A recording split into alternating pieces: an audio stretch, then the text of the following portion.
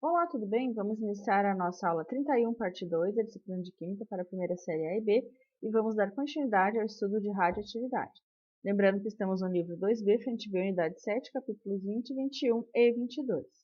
Então, nós vimos os tipos de emissões radioativas na aula passada, né? Então, lembrando que a gente tem a emissão alfa, a emissão beta e a emissão gama.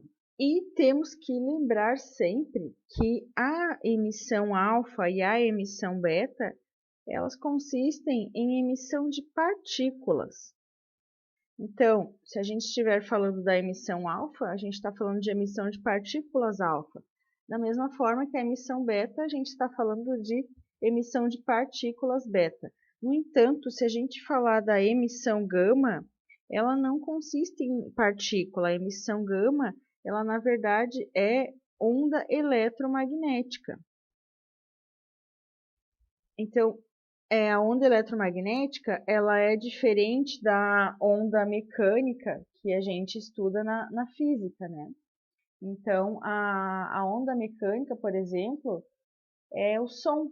Então, o som, ele não se propaga no vácuo, ele é uma onda mecânica, enquanto que a luz, por exemplo, é sim uma onda eletromagnética. Por quê? Porque ela se propaga no vácuo, né? Então, a radiação gama, ela também é uma onda eletromagnética.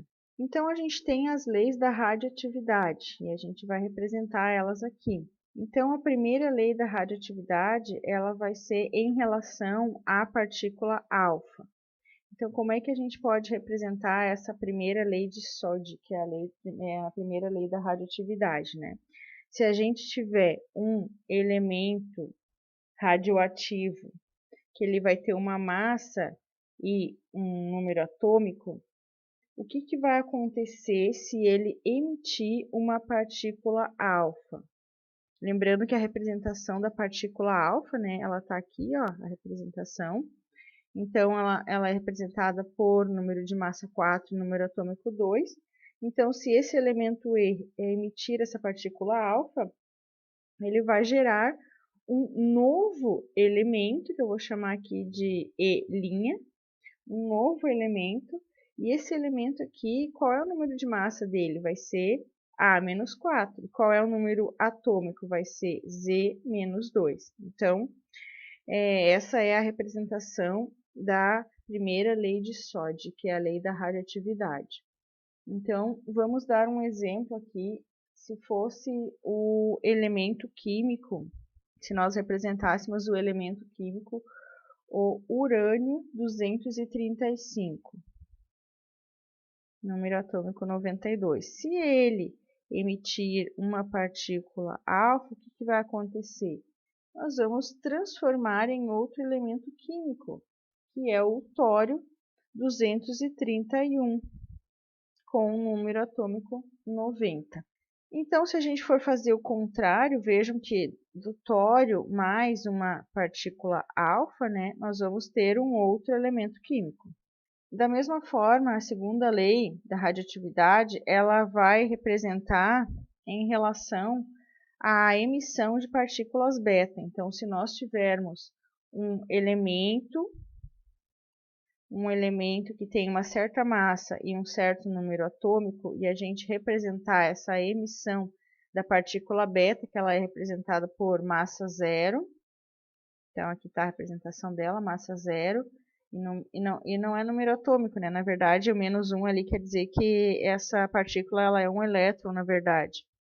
Então, o que a gente formaria aqui? A gente formaria um outro elemento químico, e esse outro elemento químico, o que vai acontecer aqui? Com eu vou dizer que é o E', a massa dele não vai mudar, no entanto, o número atômico aqui eu vou somar uma unidade no número atômico. Então, por exemplo, qual elemento a gente pode aqui representar a segunda lei da radioatividade? Se a gente pegar, por exemplo, bismuto, 210 de massa, 83 de número atômico, e ele emitir uma partícula beta, o que nós vamos ter aqui? Nós vamos ter o polônio. Então, o que vai acontecer? O número de massa continuará sendo o mesmo, E aqui, em vez de eu ter 83, o número atômico vai somar uma unidade. Então, aqui vai ficar 84, né? Se fosse o contrário, se nós tivéssemos o polônio 210,84 e a gente emitisse essa partícula, o que ia acontecer? O contrário é a mesma situação. Iríamos ter o bismuto, né? Com o mesmo número de massa, no entanto, o número atômico diferente. Então, aqui são as leis da radioatividade. Agora, vamos fazer alguns exercícios. O primeiro exercício, ele diz o seguinte, um elemento X, então ali temos o elemento X com número de massa 214 e número atômico 84, emite uma partícula alfa e se transforma em Y, que por sua vez emite uma partícula beta, se transformando em Z, que depois emite uma partícula alfa, se transformando em W. Escreva todas as reações nucleares envolvidas e indica se há pares de isóbaros presentes. Lembrando que é isóbaro, né? É o mesmo número de massa. Então, um elemento X 214,84, primeiramente ele vai emitir uma partícula alfa. A partícula alfa ela é representada dessa forma. Lembrando também que a partícula alfa, os cientistas atribuem que ela é a partícula de hélio, porque é igual à partícula de hélio, né, ao átomo de hélio. Então, o hélio ele tem massa 4, número atômico 2. Então, às vezes, em alguma reação, pode vir representado aqui, em vez de alfa, pode vir representado o hélio, né? Então, tá, emitiu aqui uma partícula alfa, e aí se transformou em Y. Então, aqui nós vamos ter Y. O que acontece quando... Qual elemento nós vamos formar aqui? Nós vamos formar um elemento com uma massa 4 vezes menor. Então, aqui a massa vai ser 210. E o número atômico aqui 2 vezes menor. Eu vou ter que diminuir o número 2 aqui. Então, vai ficar 82.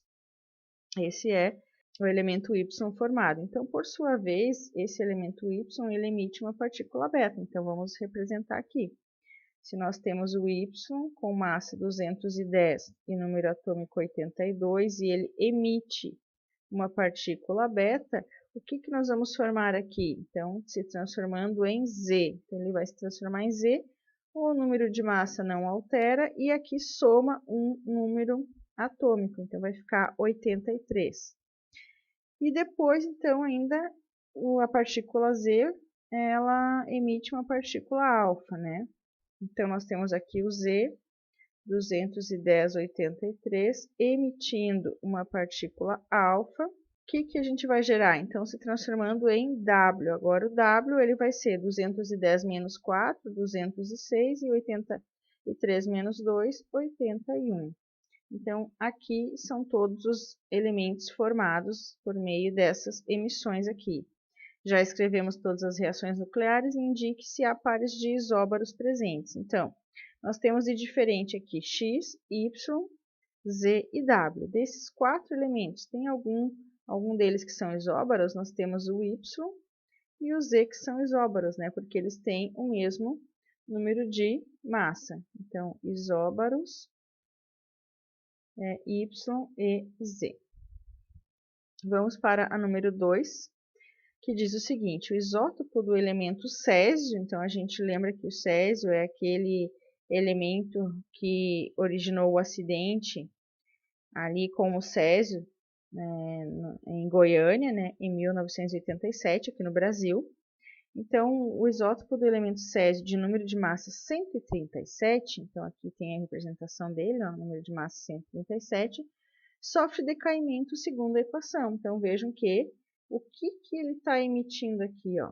Nós temos uma radiação beta, né? Então, nós temos aqui a emissão de partícula beta.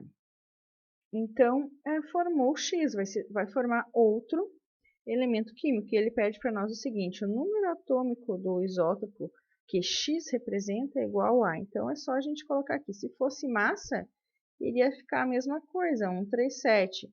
Mas, como ele pede o número atômico a gente soma 1 a mais, né? Então, aqui 55 mais 1 vai dar 56. Então, o número atômico de X é, letra B, 56. E mais um exercício aqui, né, o número 3. Esse exercício ele é sobre tempo de meia-vida. Então, no dia 13 de setembro de 2017, fez 30 anos do acidente radiológico Césio 137 em Goiânia. Sabe-se que a meia-vida desse isótopo radioativo é de aproximadamente 30 anos. Então, nós temos o Césio 137, sabemos que o tempo de meia-vida dele é de 30 anos. E agora vamos relembrar o que é o tempo de meia-vida ou período de desintegração. É então um tempo necessário para que essa amostra que temos ali se reduza à metade do seu valor inicial por meio de decaimento radioativo. Então, ocorre a liberação de radiação por um núcleo, fazendo um elemento se transformar em outro. E como é que a gente vai calcular esse tempo de meia-vida aqui? Então, em 2077, a massa que restará, que restará em relação à massa inicial da época do acidente será. Então, lembrando que em 2017 fez 30 anos, então vamos colocar aqui. Em 2017 fez 30 anos. Então, ali em cima está dizendo que o tempo de meia-vida é 30 anos, né? Então, em 1987 era 0 anos. Foi quando ocorreu o acidente, né? Ele quer saber no final em 2077, né? Então, vamos chegar lá. 2017 mais 30 anos dá 2047. Então, aqui já vai fazer 60 anos do acidente.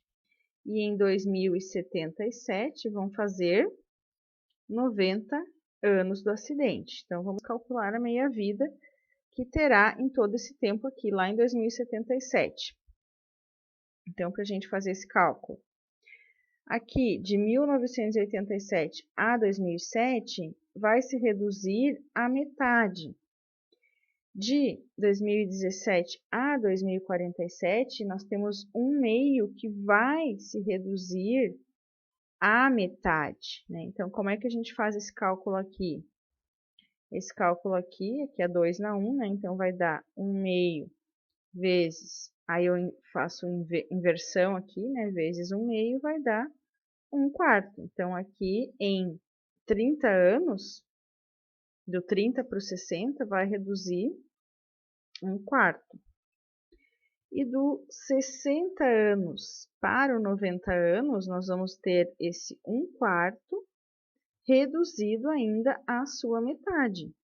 Então, aqui como é que a gente faz o cálculo? A gente faz 1 quarto vezes 1 meio, igual a 2 vezes 4, 8. Então, na verdade, quando chegar em 2077, nós vamos ter ainda 1/8 daquela massa inicial da época do acidente. Então, vejam quanto de tempo demora para se desintegrar esse núcleo ali radioativo, né? Então, ainda nós vamos ter 1/8 daquela massa inicial. Então, resposta letra C.